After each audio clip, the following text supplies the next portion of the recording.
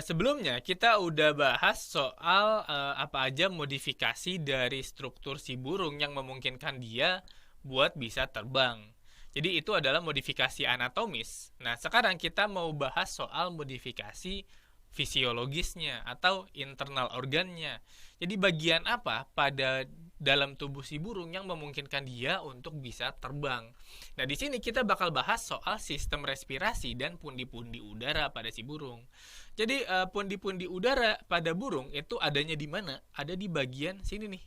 Jadi ada bagian depan, ada bagian belakang gitu, dan dia itu terkoneksi atau nyambung dengan si paru-paru. Nah, fungsinya si pundi-pundi udara itu kurang lebih kayak gini. Peranan dari pundi-pundi udara itu adalah membantu asupan oksigen saat bergerak. Caranya kayak gimana? Jadi pundi-pundi udara itu pertama dia memungkinkan aliran udara satu arah.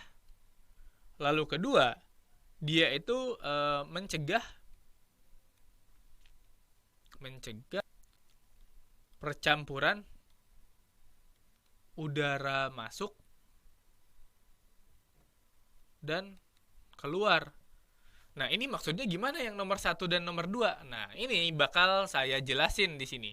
Jadi, saya munculin gambarnya dulu untuk sistem respirasi dan pundi-pundi udara pada burung. Nah, kurang lebih sistemnya itu kayak gini. Jadi, ini adalah paru-parunya, ini adalah pundi udara bagian depan, ini adalah pundi udara bagian belakang. Yang pertama tadi disebutkan bahwa burung itu dia punya aliran udara satu arah atau one way. Caranya kayak gimana? Jadi gini, udara masuk dan udara keluar itu kontinu ya, dia tuh nyambung ya. Jadi udara masuk ke sini, dia itu satu arah gitu. Jadi udara masuk itu bakal mendorong udara yang sebelumnya udah dipakai buat keluar. Jadi di bagian sini tuh dia nyambung, nggak dua arah kayak pernafasan pada mamalia. Ketika kita menghirup nafas, udara masuk. Ketika kita buang nafas, udara keluar kan. Kita butuh dua gerakan kan buat ngambil nafas dan buat buang udara. Tapi pada burung itu dia satu arah. Jadi gini, pertama adalah yang bagian merah ini.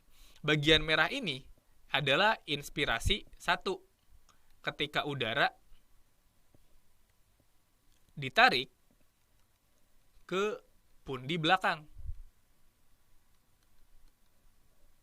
Lalu abis itu ketika udara itu ditarik, dia bakal mendorong udara yang sebelumnya ada di sini buat ke paru-paru.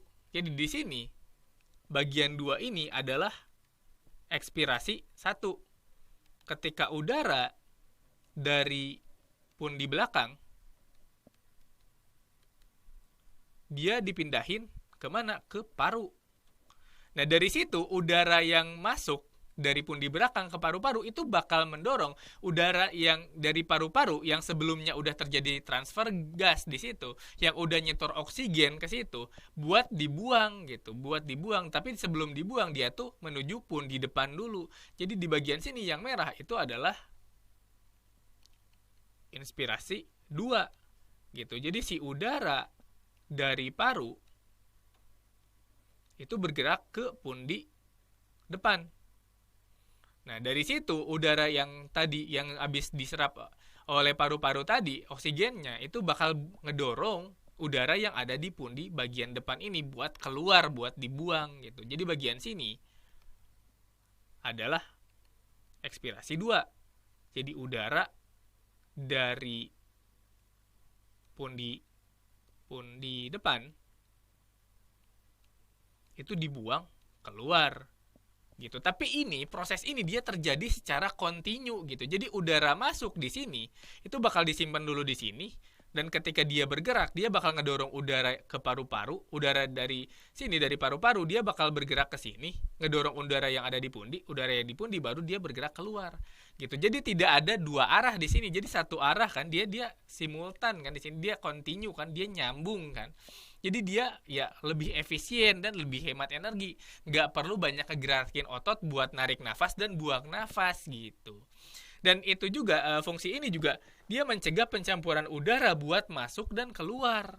Karena ya udara dari sini itu dia disimpan di pundi belakang, dia nggak akan nyampur dengan udara yang mau dibuang oleh paru-paru gitu. Ketika dia masuk di sini baru katupnya ini dibuka, baru udaranya dia bisa dikeluarin gitu. Jadi nggak bakal nyampur.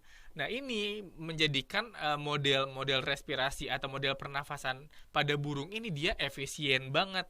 Pertama dia itu hemat energi karena dia satu jalur, dan kedua keberadaan pundi-pundi udara ini dengan sistem buka tutupnya itu menjadikan udara yang bawa oksigen dengan udara yang bawa CO2 itu tidak pernah bercampur. Nggak kayak pada mamalia ketika kita narik nafas. Nah, udara-udara yang masih ada di ini, yang ada di si tenggorokan ini, yang ada di daerah trakea itu bisa aja nyampur dengan udara yang mau dibuang, atau udara yang mau dibuang itu bisa nyampur dengan udara yang mau dihirup gitu. Tapi pada burung hal itu tidak ada.